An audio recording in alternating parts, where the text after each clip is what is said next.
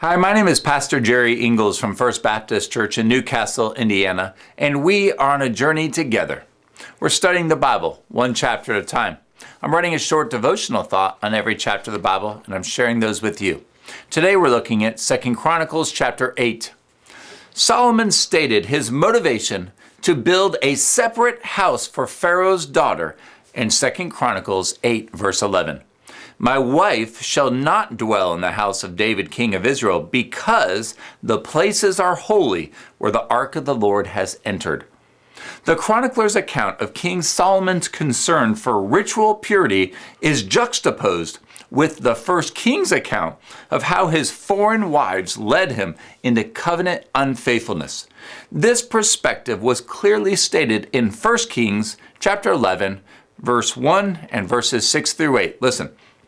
Now King Solomon loved many foreign women, along with the daughter of Pharaoh, Moabite, Ammonite, Edomite, Sidonian, and Hittite women. Solomon did what was evil in the sight of the Lord and did not follow the Lord fully, as David his father had done. Then Solomon built a high place for Chemosh, the detestable idol of Moab, on the mountain which is east of Jerusalem, and for Molech, the detestable idol of the sons of Ammon. Thus also he did for all his foreign wives, who burned incense and sacrificed to their gods. So which is it? The chronicler's account of Solomon's life was told in a much more positive light than that of the account told in 1 Kings.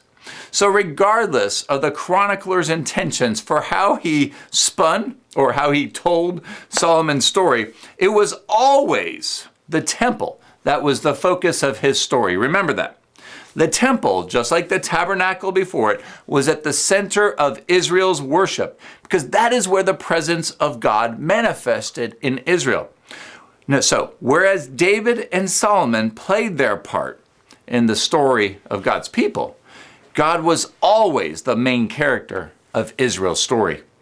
In the same way, the church is at the center of worship in the new covenant, but not a building made with human hands, like the temple. That's because we are the temple of the Holy Spirit. Therefore, in the same way that we see Solomon protecting the purity of the temple from his foreign wife, we are to protect the purity of God's house. Now, I want you to read 1 Corinthians 6, verses 15 to 20. That's important.